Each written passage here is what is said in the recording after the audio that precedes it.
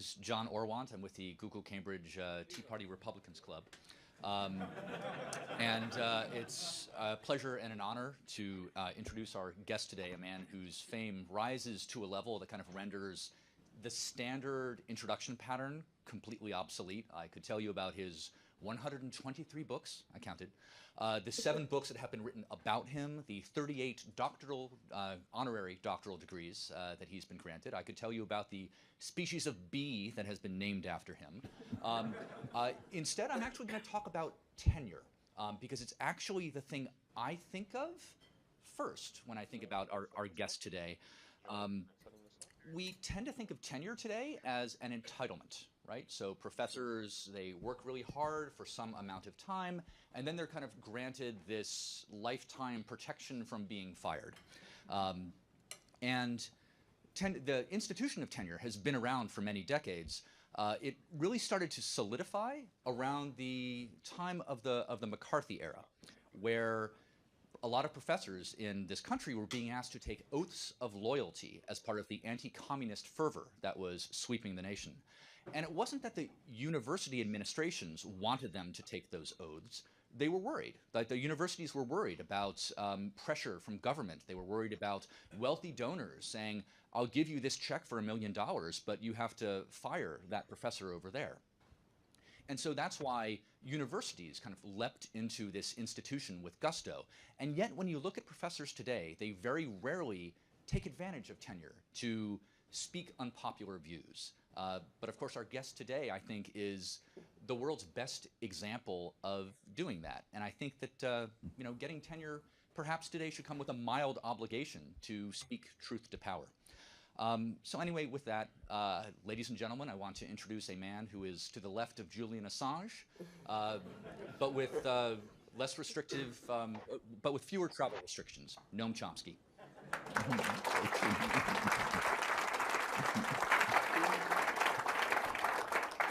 Well, we're very glad to have you back. You were here in 2008, and now Google's grown considerably, and you have a considerable audience. And as was mentioned earlier, the questions I'm about to pose to you are from Googlers. So you guys went online and you posted questions and you voted on them. All right, so the first one, your early view of the potential abuse of the internet as a political medium seemed to convey a wait-and-see attitude. How has your view evolved, and where do you think the balance of power is headed? Well, the internet is obviously a tremendous research tool. We use it all the time. I assume by internet you mean more generally the whole kind of IT system that's developed. It's certainly useful for activists and organizers. Almost all activist efforts and enterprises involve intercommunication through the internet. On the other hand, we don't have to talk about the fact that it's a tremendous tool for power systems to control and dominate in all sorts of ways. I, by now, hardly have to mention the NSA revelations, Edward Snowden's revelations. Commercial institutions like Google, for example, use it to undermine privacy and independence in all kinds of ways. So the balance of power is where it always was and expanding. Any technology that's around is going to be used by systems of concentrated power to dominate and control. And you can't open a newspaper now without new things appearing. So take this morning. If you happen to look at this morning's newspaper, there was a report of an Associated Press, some revelations that they've dug out recently about efforts to develop by the U.S. government through USAID, which is supposed to be an aid organization, to carry forward the intensive U.S. efforts to undermine and overthrow the government of Cuba. You read the report, it's interesting for what it says and what it doesn't say. What it says is that the government, through USAID, has tried to set up kind of a social media inside Cuba that could be used to organize crowds to protest with the people not really knowing who they're working for and what they're doing. And the original AP report, most of which didn't get printed, at least in what I saw, says that this has already been used in many other places, the Philippines, Ukraine, and so on, to try to organize anti-government protests, which raises quite a few questions about what's going on around the world. Well, this is one of the techniques that's being used for subversion, domination, and control. This is an Obama program, incidentally, not Bush. And what's said is interesting. What isn't said is interesting. And here, the power of the internet looms in the background. You can quickly find out what isn't said on the internet if you look for it. What isn't said is that this program of course it's not called subversion, it's called bringing democracy and so on, but this program of trying to subvert the Cuban government is part of a long-standing war that the U.S. has been conducting against Cuba. Long-standing. You look at the history of the U.S. and Cuba, it starts in the 1820s. Cuba was regarded by the founding fathers as the next conquest that we have to make. Cuba was waiting there, just we had to take it for ourselves as we expand and become the greatest empire in the world. Well, he couldn't do it in 1823. There was a deterrent, the British. They were too powerful. The British were the main enemy through the most of the 19th century. But the big thinkers like John Quincy Adams, you know, the great grand strategist, he recognized and said that while we can't acquire Cuba now, it will fall into our hands by the laws of political gravitation, just as an apple falls from a tree, meaning in time the U.S. will become more powerful, Britain's power will decline, and we'll be able to take Cuba. And in fact, that's what happened. In 1898, Cuba was liberating itself from Spain, and the U.S. intervened in what's called here liberation of Cuba, but in fact was the prevention of the liberation of Cuba by Cubans. The U.S. took over the island, one of several. Puerto Rico, Hawaii was stolen from its inhabitants the same year, and Cuba became a colony, virtual colony. Well, something quite interesting happened that's highly relevant today. Highly relevant, but never mentioned. But you can find it on the internet if you like. At gunpoint, the U.S. imposed a treaty on Cuba, Platt Amendment it's called, in which Cuba granted the United States control over eastern Cuba. It's what we call Guantanamo. Happens to include Cuba's major port. Its only port oriented towards Europe, which is where its main trade would be. Of course, the Cubans had no voice in this. We just took it over. Actually, there's something, and we've had it for 110 years. Cuba's been trying to get it back, but we refuse. The purpose has no strategic interest for us. It's used for storage of refugees, like if Haitians flee from monstrous dictatorships that we support in Haiti, we're supposed to accept them under international law as refugees, but instead you send them off to Cuba, to Guantanamo, as a storage place. Of course, it's used as a torture chamber. The Cubans want it back, and we won't give it to them. Does this remind you of something that's happening in world affairs right now? Yeah. Russia took over Crimea, okay? Just as we've taken over eastern Cuba for 110 years at gunpoint. We don't formally annex it, but we dominate it. Russia has a much stronger case than the United States does. Crimea is primarily Russian. Its population overwhelmingly supports Russia. It's got major strategic significance. It's Russia's only warm water port. It's the base for their fleet.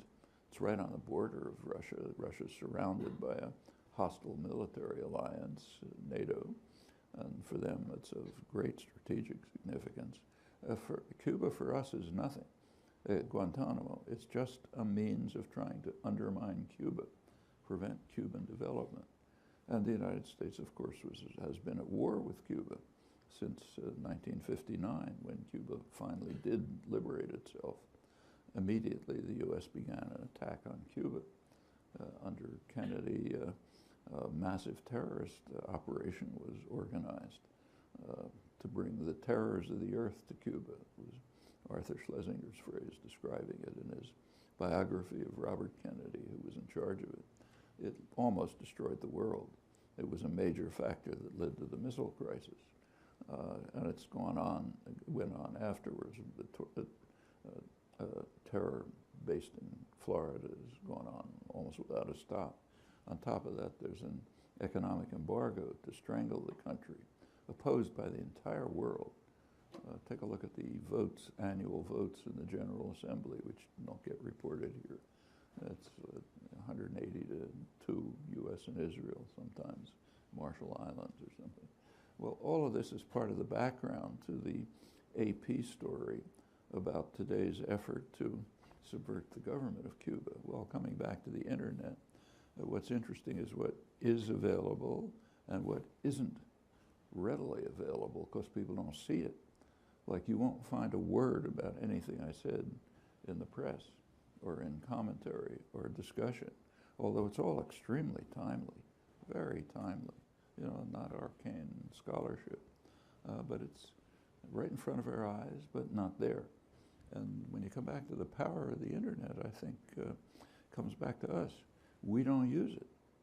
We don't use the resource for the purposes for which it could be used to break through silence, oppression, domination, terror, violence, bring the reality of the world to people. So the internet potentially is a wonderful tool, but only if you decide to use it. If you decide to leave it in the hands of private power, of power systems, whether state or private, sure, it'll be used as a way to oppress and undermine and dominate. But that's a choice. Don't have to. Well, on that note, we will be posting this on YouTube. What? We're going to be posting this talk on YouTube, so your comments will be on the internet. Happy to say. Internet, but they won't be in the New York Times. Well, our channel is getting more and more popular, so hopefully people will find this. Switching gears a little bit, what is the most interesting insight the science of linguistics has revealed, but that the public at large seems to not know about or appreciate?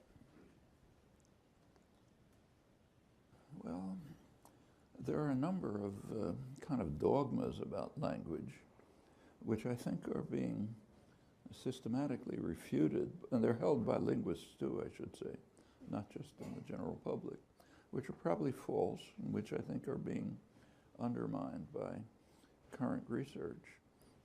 This is a minority view. I'm not speaking for the profession. The introductory comment said that I'm supposed to be contrarian, so I try to keep to that. But for example, one general assumption about language, almost a dogma in philosophy, common understanding, linguistics, psychology, is that language is primarily a means of communication, and that it evolved as a means of communication. Probably that's totally false. It seems that language is evolved and is designed as a mode of creating and interpreting thought.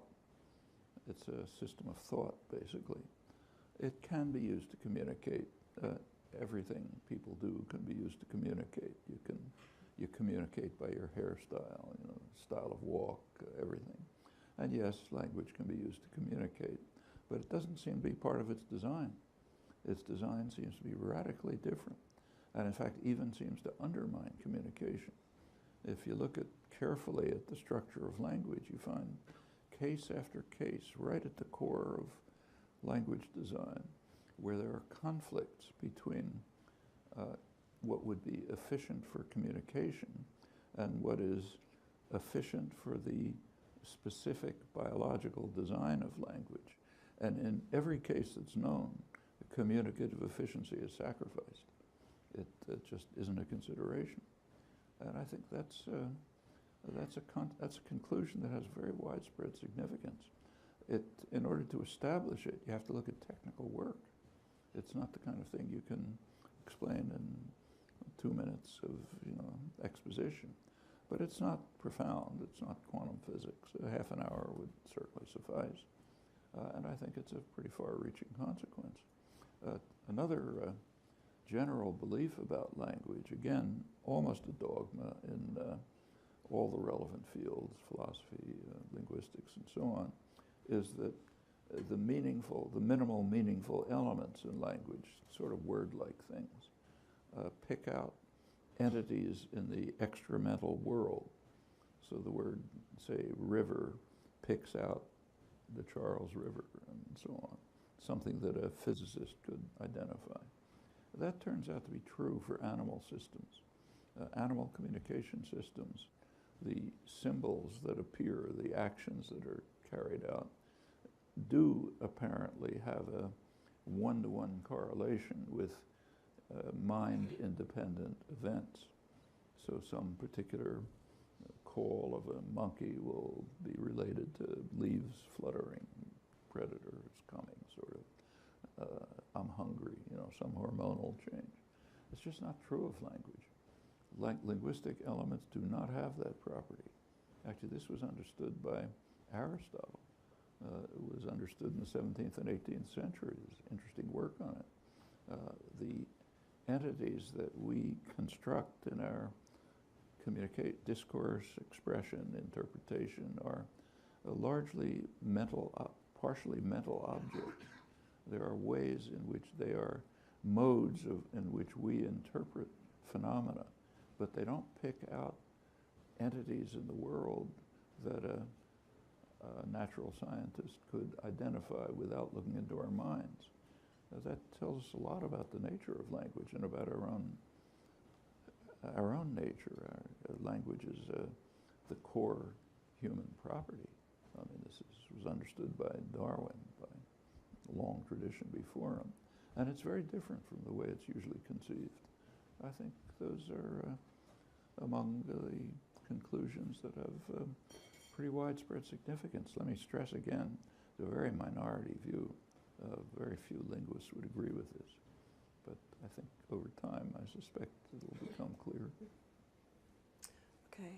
In Hopes and Prospects, you mentioned your colleague Kenneth Hale and his work with Native Americans. In your opinion, how important is the problem of language extinction? That is, how important is it for humanity to preserve the current level of linguistic diversity? Well, Ken Hale was a friend of Ann's as well, the teacher. Was a fantastic linguist and person also. He worked extensively with indigenous languages all over the world. Australia, he was one of the founders of Australian linguistics, worked with Native American languages, Central American, African, and so on. He did really amazing work, but this particular aspect of his work was something that greatly concerned and interested him, trying to protect and as he pointed out correctly, when a language disappears, a lot is lost. A language is a repository of cultural wealth. It's a way, this actually relates to what I was saying before, each language is a way of understanding and interpreting the world. It carries the wealth of tradition and history, oral history, which can be extremely rich. I mean, like say, takes the Bible, for example. For 1,000 years, that was oral history before anything was written down. Homer's oral history, and that's all over the world. We're losing those treasures every time a language disappears. And for the people themselves, they're losing their identity. If English disappeared, we would lose our cultural identity. And that's the same is true if it's a small group somewhere. Well, one of Ken's achievements in this regard, which was quite spectacular, was to take the a language which was one of the major languages spoken right here before the colonists came. Remember, the United States is not an ordinary form of imperialism. The United States is a settler colonial society. In fact, that's true of the whole, what's called the Anglosphere, the countries that grew out of the of Britain's imperial domination. United States, Canada, Australia, mostly New Zealand. These are countries where the settlers who came in didn't just run the country the way the British did in India. You know, British in India provided the bureaucrats, the officer corps, and so on. But Indians ran the country under British rule. Settler colonial societies are different, like ours. If you go back to the founders of the country, like, say, George Washington, he understood very well that we have to, as he put it, extirpate the Iroquois. They're in our way. We have to wipe them out. They're an advanced civilization. They, in fact, were the basis for much of the American constitutional system. But we had to extirpate them. They're in our way. Thomas Jefferson said we have to exterminate the native populations because they're attacking us. And why are they attacking us? Well, because we're taking everything away from them. He didn't say that. But in general, the settler colonial societies have to pretty much exterminate the indigenous populations or else marginalize them. Well, that's happened here. So where we're sitting was a place where the indigenous population was close to exterminated, pretty close to it. There are survivors. One of the major languages spoken was Wampanoag. It hadn't been spoken for a century. The last speaker was a century ago. Ken and some students and a woman from the Wampanoag tribe, which still exists, Jessie Littledoe, managed to reconstruct the language using comparative evidence from other languages and missionary texts that were taken and preserved. And from this, they were able to reconstruct what the language must have been. And it now has its first native speaker, Jessie Littledoe's daughter, who's a native speaker of Wampanoag.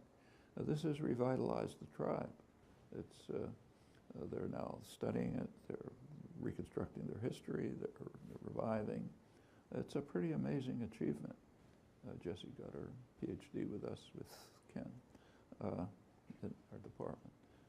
It's the first time this has ever happened, I think, and now there are efforts to do it in other places.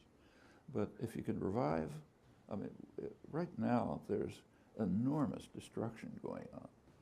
Species destruction, for example, is taking place at a level that hasn't happened for 65 million years, literally.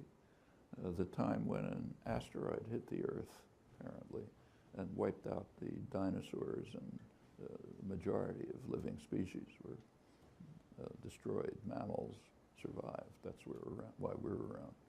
But right now, the same thing's happening. Species destruction is happening about at that level. And now we're the asteroid, of course. We're destroying the species at a massive rate. Language destruction is kind of a little like that at a cultural and human level. You're destroying the richness of human civilization and understanding of the world. It's disappearing fast. It's disappearing in Europe, not just in indigenous cultures. So if you go to, say, Italy, there are people all over the place who can't talk to their grandmothers. Their grandmothers speak a different language. They're called dialects, but they're actually different languages. The number of languages in Europe has contracted radically over recent years through the policies of state formation. When states are formed, formation of states is an extremely violent process. It imposes a rigid form on societies which bringing together people who have nothing to do with each other and separating people who have everything to do with each other. That's why Europe was the most savage place in the world for centuries, while the process of state formation was taking place. You look around the world today, and just about every major conflict is based on the imperial borders borders were imposed by the imperial powers for their own interests, forming states which have no significance for most of the people. So take, say, Pakistan and Afghanistan. We talk about terrorists crossing Pakistan to Afghanistan. They are, many of them are just Pashtun, moving from one part of Pashtun territory to another part of Pashtun territory, which is separated by a line that the British imposed, the Durand Line, which the Afghans have never accepted and the Pashtun have never accepted. That happens everywhere. President Obama, one of his achievements has been to break all records in deporting undocumented immigrants, almost 2 million. They're crossing a border, the Mexico-US border, which, like state borders generally, was established by brutal violence and aggression. The U.S. conquered half of Mexico. President Grant described it as, who fought in it, described the war, described it as the most wicked war in history. Well, okay, that established a border. It was a pretty open border, the same kind of people living on both sides until pretty recently. It's been heavily militarized now, primarily since NAFTA. When NAFTA, the North American Free Trade Agreement, was instituted, President Clinton, his advisors understood very well that this is going to devastate the Mexican economy, and it's going to destroy Mexican agriculture, it's going to undermine small business and so on. Mexican campesinos can be quite efficient, but they can't compete with highly subsidized U.S. agribusiness. So there's going to be a flow of immigrants, so we got to militarize the border to prevent them, send them back. Right now, to this day, right here near Boston, right around us, there are people fleeing from the Guatemalan highlands, Mayan Indians, fleeing from the Guatemalan highlands. Their languages are also being destroyed. Why are they fleeing from the Guatemalan highlands? Well, under Ronald Reagan, the U.S. supported a genocidal attack on the highlands and the Mayan Indians by the military dictatorship we were backing in Guatemala. And the devastation was so extreme that they're still fleeing. Well, they're fleeing, we deport them. They're coming across from Mexico, we deport them. That's a state border. That's the way borders work. All over the world, that's the way it works.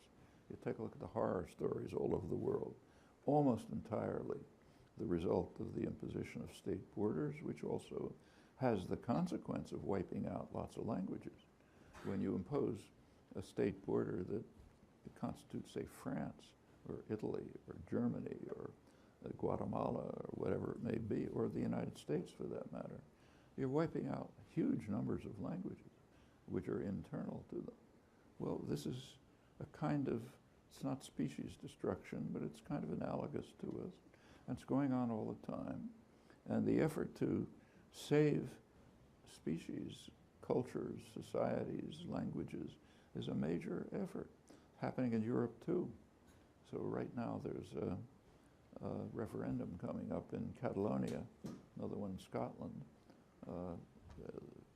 asking about autonomy or independence. That's dissolving the European state system, something which has been going on for a while, and reconstructing the languages. Actually, I visited Barcelona in the late 70s. You couldn't hear a word of Catalan. It was spoken, but secret, because under the dictatorship, which the U.S. backed, it was barred. 10 years later, if you go to Catalonia, all you hear is Catalan. It revived.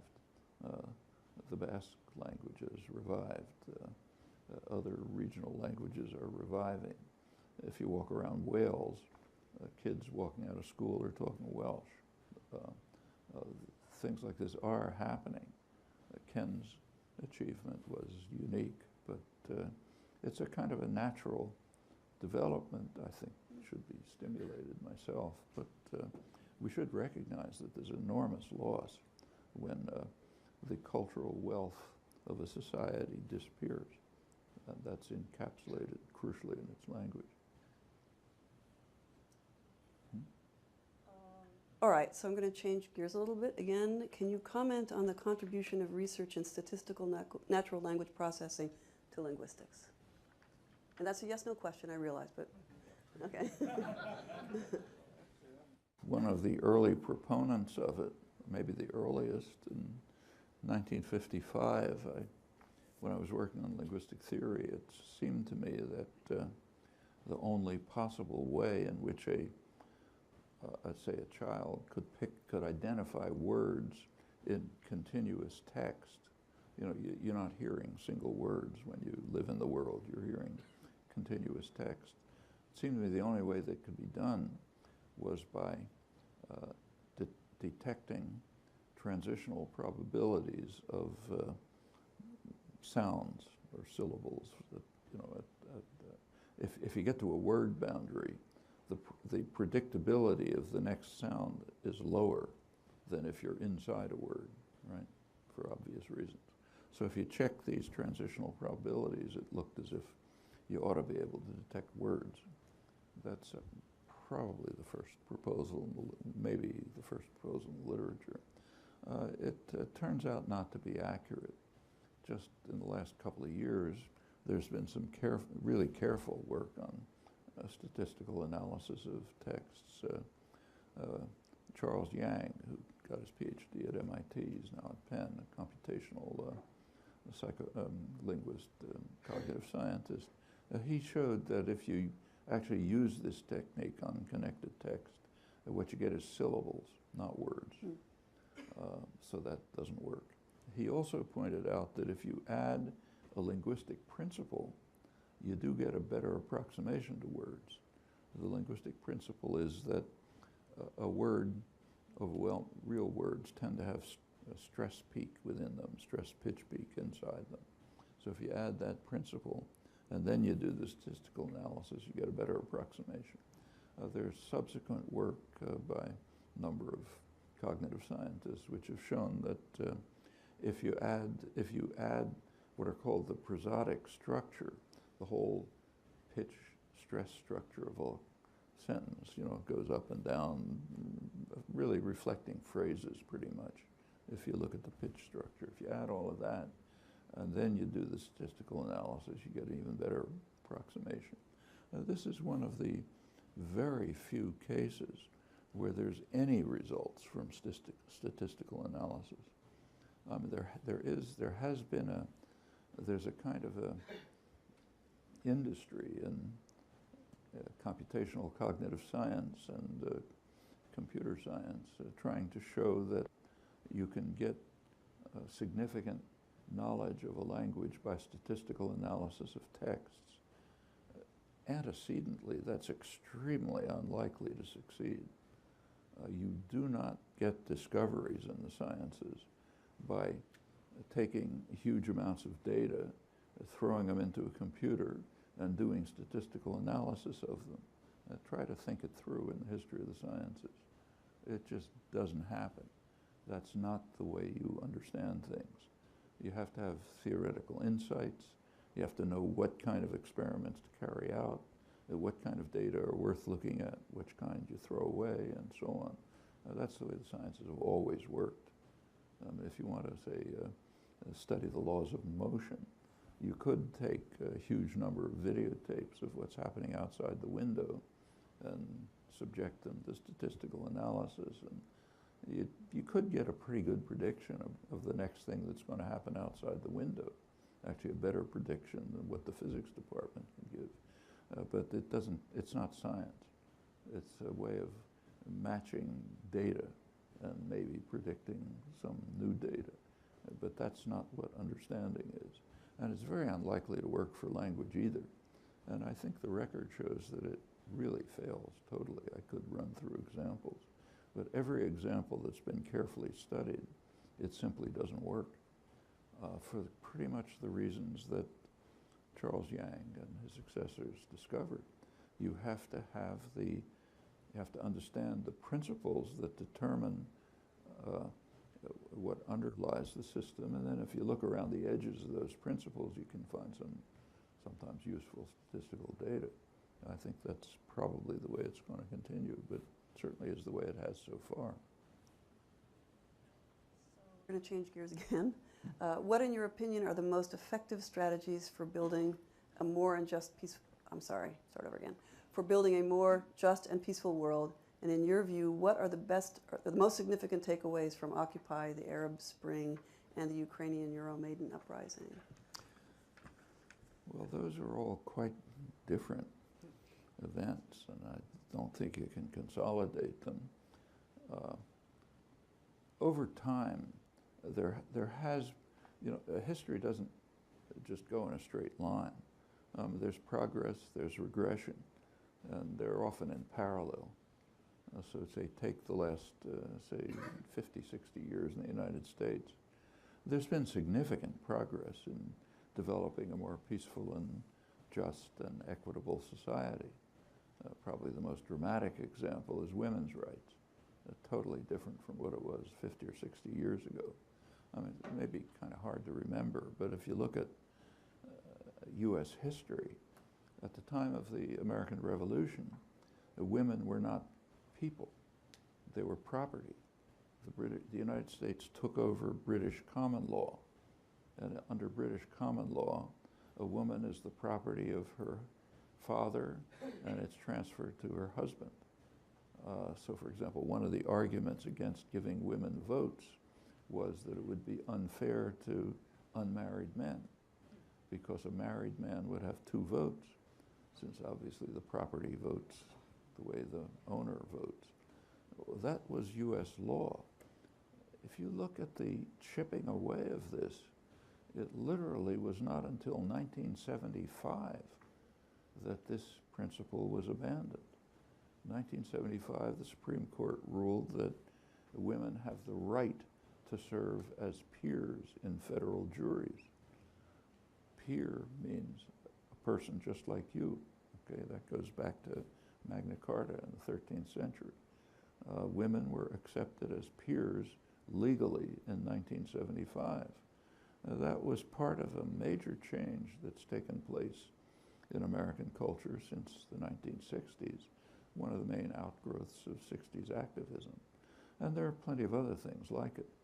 So opposition to, say, violent aggression is far above what it was 50 or 60 years ago. Take, say, Kennedy's invasion of South Vietnam. It's a phrase you've never heard, I suppose, because it isn't in consciousness. It has happened in the world, but it wasn't reported, and it isn't part of American history. In 1962, Kennedy sent the American Air Force to start bombing South Vietnam, authorized chemical warfare to destroy crops, so to drive the people out of the countryside, began big programs to concentrate people in what amounted to concentration camps to prevent them from supporting the guerrilla movement, which was overthrowing the U.S. installed government. That's an invasion. It happened, but not in our consciousness. The reason it's not in our consciousness is there was no opposition. It was reported, it was kind of known, like it wasn't a total secret, but nobody cared. You couldn't get people to talk about it. I mean, literally, I remember trying to give talks in the early 60s in people's living rooms. You couldn't get more people than that together. Well, that was the early 60s. In 2003, the United States invaded Iraq. It's the first time in the history of the imperial world that there have been massive protests prior to the invasion. Prior to the invasion, huge protests all over the world, here too. My classes were called off because the students wanted to call them off to go down to the demonstration. That was 2003. Well, it didn't end the war, but it limited it. It's often believed that the demonstrations didn't do anything. That's a mistake. The United States could not begin to carry out the policies that Kennedy and Johnson could carry out without a second thought. It was bad enough, but it wasn't B-52 bombing of heavily populated urban centers. It wasn't chemical warfare to destroy crops. Many of the atrocities of the Vietnam War simply couldn't even be contemplated. horrible enough, but not that. Okay, all of that is progress. There's also regression. There's been a big backlash from power centers against the civilizing effect of the 60s. Now, that's the neoliberal attack on the population, which has been going on for a generation. That's why, real wages, for male workers, real wages today are at the level of 1968. For the general public, real wages are about the level of 30 years ago. There's been stagnation or decline for the majority of the population, tremendous concentration of wealth and tiny number of, tiny sector of the population, mostly a fraction of 1%, which feeds politics. Political power reflects economic power. The Supreme Court just yesterday just struck another blow against democracy and its committed effort to try to undermine the functioning of a democratic system by placing power in the hands of those who are super rich. Okay, that's going on. That's the McCutcheon case a couple days ago. Well, that's regression. And they're going on in parallel. That's the way history works. So what's the way to go forward? Well, as Martin Luther King put it, shift the arc of history by your own efforts and activism. That's the only way it's ever worked. The arc of history bends the way we decide to bend it. In Hopes and Prospects, you compare Obama and Bush too. That's 4 years ago. What would you say today? Like what I just said about the arc of history, both better in some ways, worse in others. So for example, I mentioned Guantanamo. Guantanamo was a major torture center. Okay, today probably torture isn't taking place in Guantanamo. At least what we call torture. Remember, the United States has a special definition of torture, which is different from the world's definition. So for example, in the world, a solitary confinement is considered torture. You take a look at the Torture Convention, International Torture Convention. A solitary confinement is regarded, and other forms of mental torture are regarded as torture, and they are. You try to lock yourself up in a room for a couple of days and you'll see what happens. So it's a kind of torture. In the United States, it's surely going on in Guantanamo, but it's also routine. It goes on in the prisons all the time. You go to the maximum security prisons, they are torture chambers. People are confined 23 hours a day in a small room. It drives you insane. So torture, what we call torture isn't going on in Guantanamo. What is torture is going on, but it's going on in the incarceration system generally, and that system is a real international scandal and scale and character. So that's an improvement, not magnificent, but an improvement. On the other hand, there's the surveillance programs, which are, I don't have to talk to you about them, you know all about them. They're mostly Obama. The subversion of Cuba that I mentioned, that's a new Obama program. The worst global terrorism campaign underway right now is Obama's global assassination campaign. Notice that remember what's happened, the drone campaign. Notice that there's a debate in the United States when he decides to murder Americans, like al-Awlaki, is that legitimate or not? And what about the other people? The people who are being murdered are suspects. Go back 800 years again to Magna Carta. We're going to commemorate its 800th anniversary next year, probably mourn its disappearance. The core concept developed in Magna Carta was what we call presumption of innocence. What it stated is that a free man cannot be subjected to state punishment without due process, without trial by a jury of peers. Okay. Now, free man was a very limited concept in the 13th century. Of course, excluded women, excluded people who weren't free, and so on. It gradually expanded over the centuries. So it's embedded in the Constitution also with limits, 14th Amendment, other limits. But now it's being contracted. The drone campaign eliminates presumption of innocence. The way it works is Obama and his advisors get together Tuesday morning and decide who they're going to kill that day. Those people, the concept guilty means Obama decided to murder you. That's the meaning of the concept guilty today. That's a regression that goes back 800 years. That's pretty serious.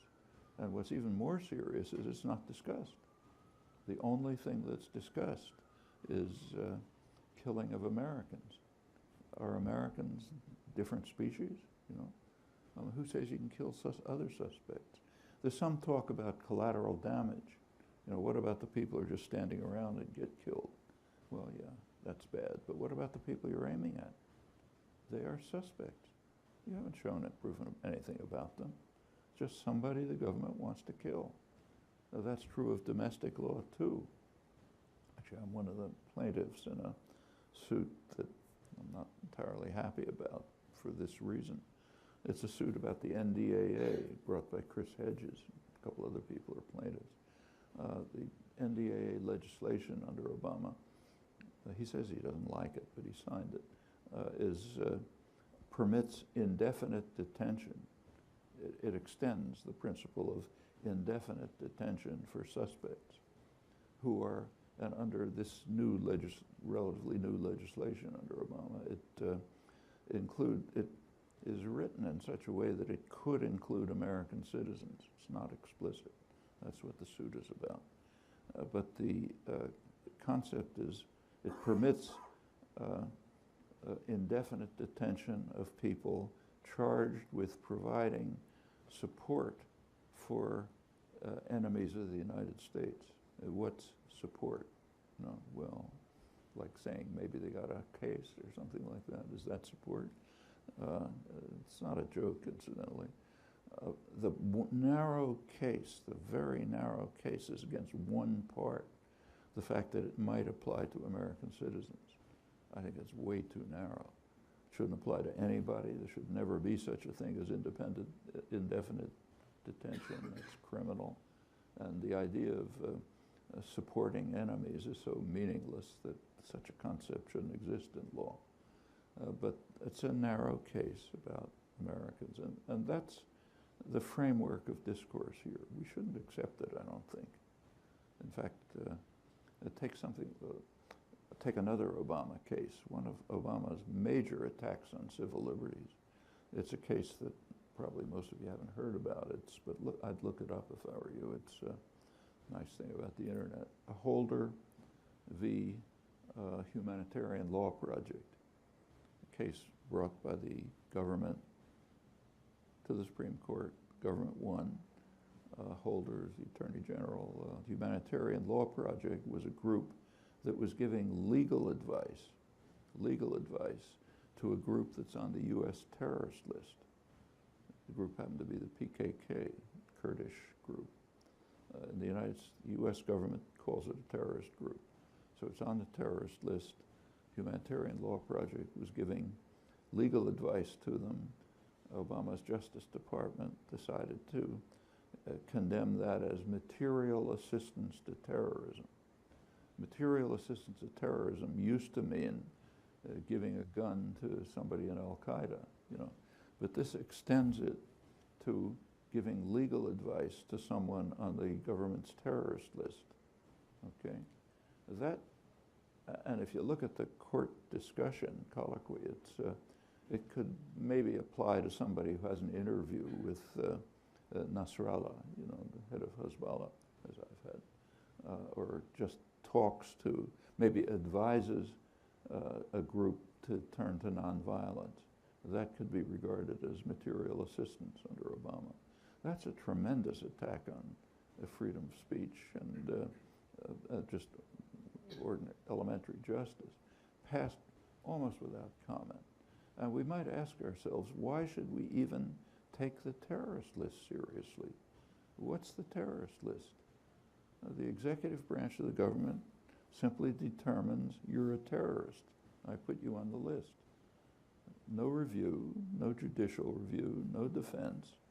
It's just an executive act of an authoritarian state. And if you look at the history of the terrorist list, it's mind-boggling. Like Nelson Mandela, for example, was on the terrorist list because the Reagan administration condemned him as his group, the American African National Congress, as one of the more notorious terrorist groups in the world because they were opposing apartheid, which Reagan supported. Okay? So that's the terrorist list. And Mandela was on it until about 4 years ago, when it took a special act of Congress to get him off the terrorist list. On the other hand, take, say, Saddam Hussein. He was taken off the terrorist list in 1982 because the Reagan administration wanted to provide arms to Iraq. So in order to be legal, he had to be off the terrorist list. Actually, that left a gap in the terrorist list. So they put Cuba in. Why? Because Cuba had been the target of more terrorism than the rest of the world combined in the years before it, mostly based in Florida. That's the terrorist list. So apart from being kind of ludicrous in the way it actually works, the very concept is an abomination. Why should the state have the right to determine unilaterally who's a terrorist? Do they have that right? No, they don't. Do they have the right to murder people who they put on the terrorist list? No, they don't. Do they have the right to charge people with material assistance to terrorism if they give legal aid to somebody that they've designated as a terrorist? I mean, this gets more and more extreme as you go on. These are Obama innovations. Well, history doesn't go in a straight line. I mean, I think myself, Bush would have been worse, but not that there's much to cheer about in this regard. Some cultures that didn't have a written language until another culture came in that did, and they adopted their writing system. Is there any systematic effect on languages that adopted someone else's writing system? There is a systematic effect of literacy. It's not so much adopting the writing system as using it for reading. So there's a Ken Hale, same guy we talked about before. He did a very important study in the 1970s in which he showed that it's an article that appeared on what's called cultural gaps. He studied language. He studied the languages that he worked on, mostly Australian, and found that many of them had all kind of what looked like gaps, like they didn't have number words, or they didn't have color words, or they didn't have relative clauses, and a lot of other things they didn't have. What he showed was that all of this was just totally superficial. The people had all the concepts. They had no problem with dealing with any of them. They used them all the time, but just in more indirect ways. So if they didn't have number words, they would still be able to say, 5 or 10, or had no problem dealing with market societies. They may not have had the color red, but they could say blood-like, And the same was true even of structural things like embedded relative clauses and so on. Well, that was an important study, ignored like most important studies.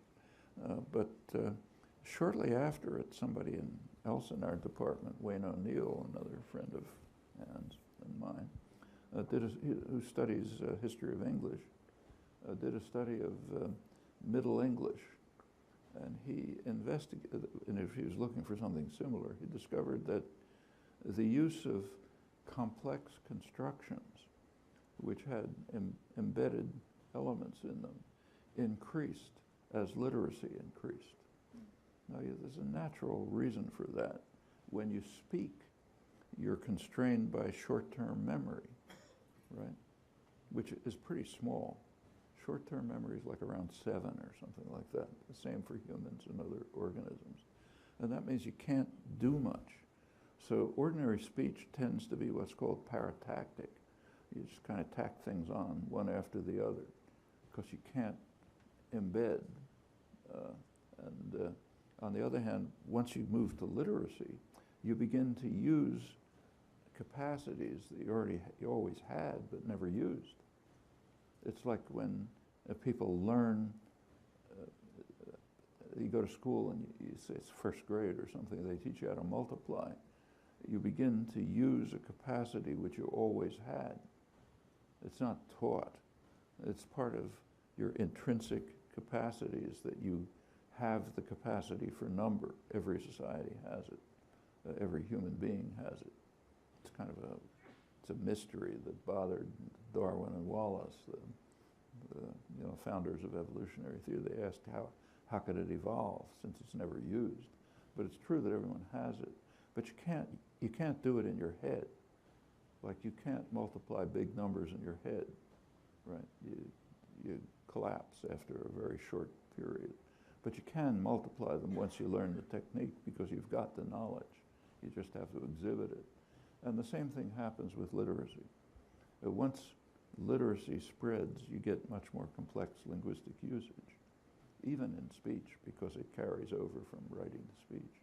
So that effect, I think, is real and documented, but the effect of just using, if you just use the letters to say right things, but you never read, I doubt it would have much of an effect.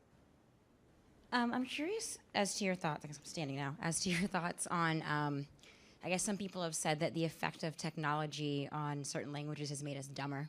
So like texting and LOL or hashtags.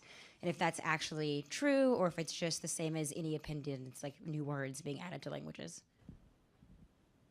I think there's a real question about what might be the cognitive effect. The current kind of teenage technology, it does have a very superficial aspect to it. So that's true, for example, of Facebook. People think they have lots of, I know of cases, teenagers, who think they have lots of friends, hundreds of friends, because if they write, I got an exam tomorrow, they'll get 100 letters saying, I hope you do well, and so on. And the communication is very restricted, simple formulas, things like that. So does it have a dumbing down effect? It has to be, I kind of doubt it, frankly, but it is a topic that could be studied. It is being studied, in fact, but as far as I know, there are no real results, and I think it would be surprising, because it's all kind of superficial. It does add a kind of superficiality to life, which may not be a good thing. I think it's probably harmful in the long run, but to try to, I feel like I'm bringing coals to Newcastle. You people know a lot more about this than I do, I'm sure, because I don't use any of this stuff, except with my grandchildren when I have to. Is there one last question? We have time for a quick question. There we go. This fine? So the diversity of languages and cultures is wonderful, but if there's, on the other side, if you would say anything, if you would sort of allow that having, a unified language and common culture helps communication and may advance world peace. Well, I don't know if it advances peace. In fact, it seems to have the opposite, because you're forcing people into situations of conflict. And the one language that dominates is just the most powerful state in the world. But there's an advantage to having, say, a single language for science. Okay, so by now, English is pretty much the language of science. When I got to MIT 60 years ago, I was teaching scientific French and scientific German. All graduate students in every field had to pass an exam in French and German.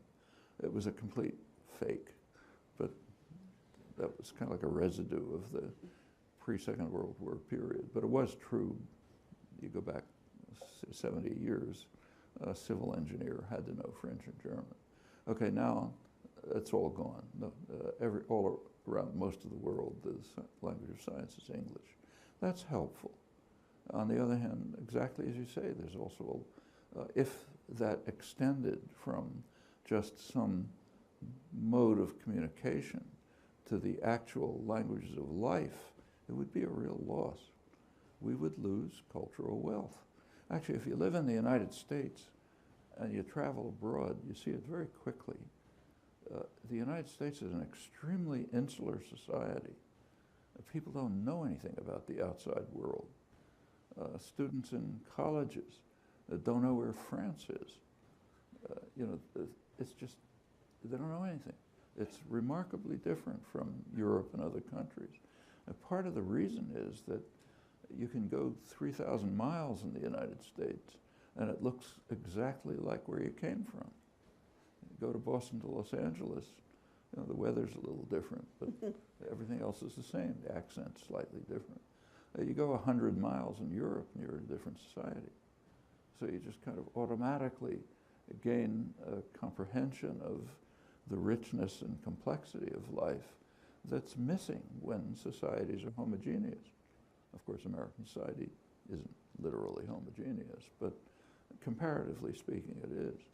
And I think that's the kind of loss you would get if, in fact, you move towards a universal language.